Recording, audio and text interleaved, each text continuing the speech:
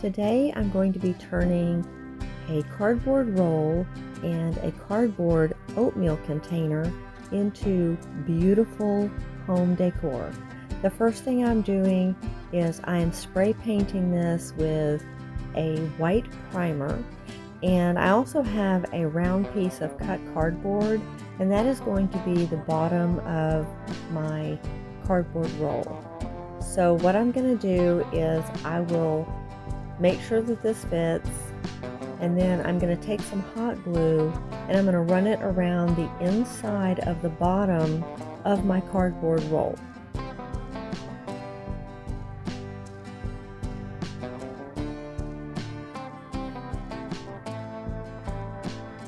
Once I'm finished with this, I'm going to go all the way around, and once I'm done with this, then I'm going to drop that cardboard in with the painted side facing up until it sits up against that hot glue.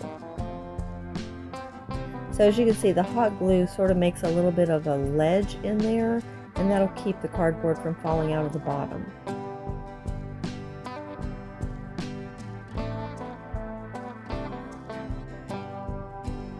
And now I'm just going to set that aside to cool.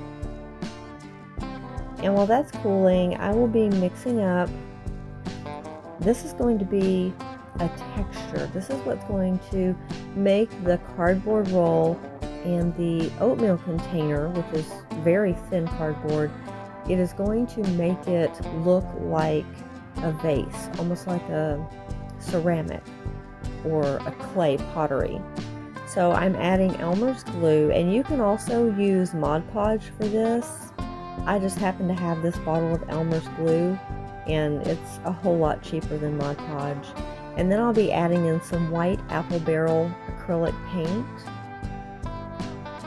And this is just to give it a little bit of color.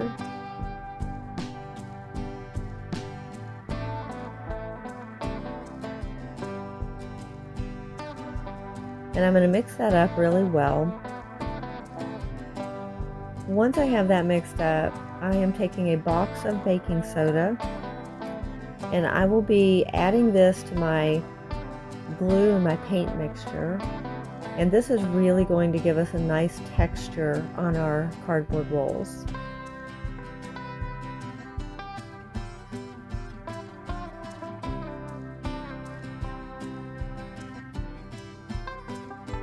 I will say the first coat that I put on these, I did have a little bit too thin, and so they started to smooth out, and you'll see once I let them sit for about 10 minutes, I went back in with my brush and made some more strokes from top to bottom to give it the texture again. But whenever I go back in for my second and third coat, then I made sure that I made it a lot thicker, so I had a really good texture. What I'm doing here is just kind of filling in that diagonal line that you get in a cardboard roll, that seam.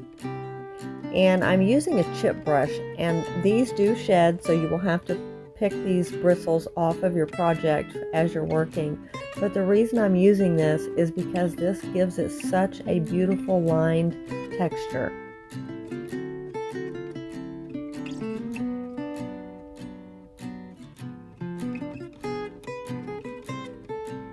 And you can apply this however you like, but you want to make sure that you go back in and take your brush from top to bottom all the way around so you have one smooth line. And I'm doing this with the small roll as well. And here, after I let it dry for a few minutes, I went back in and just ran the brush over the texture that was still wet but had already dried for just a little bit.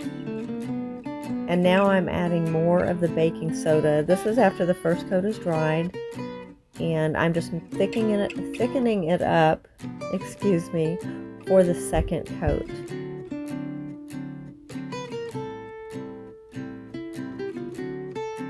Now I said a few minutes ago that I did 3 coats.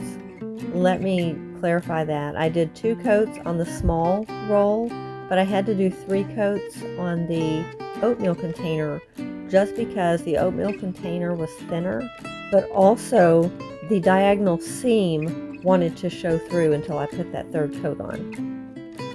And I didn't have that problem on this smaller roll.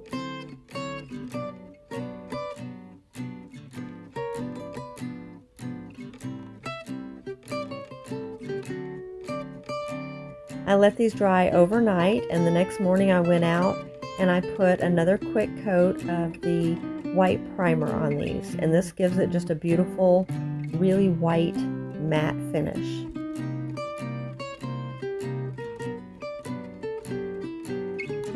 And now it's time to style these.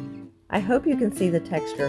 These really, they look amazing in person. The video does not do them justice.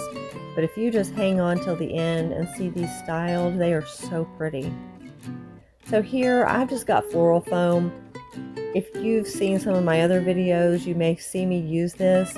It looks pretty bad, but it's just foam with some moss in it out of an old basket that I had an artificial tree in. And I have a lot of it, so I'm going to use it in my projects. So I'm just going to go ahead and fill both of these with my foam, and then I'll be adding some greenery to these.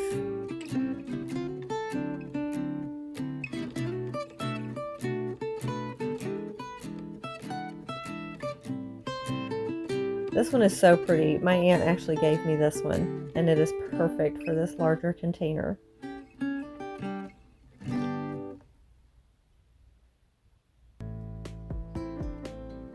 And then here I just have some lamb's ear, and I'm just going to be putting this in and getting it situated how I like it. And then once I've done that, I'm going to go back in with a little bit of moss, and I'm going to fill in, and then it's really going to tighten up my greenery.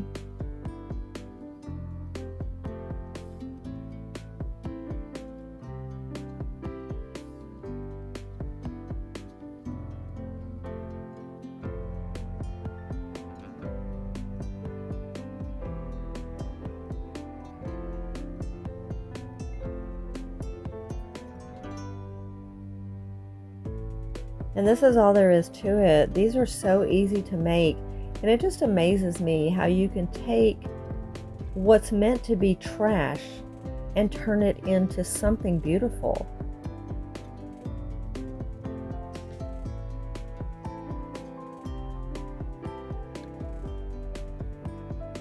I hope you've enjoyed watching this video.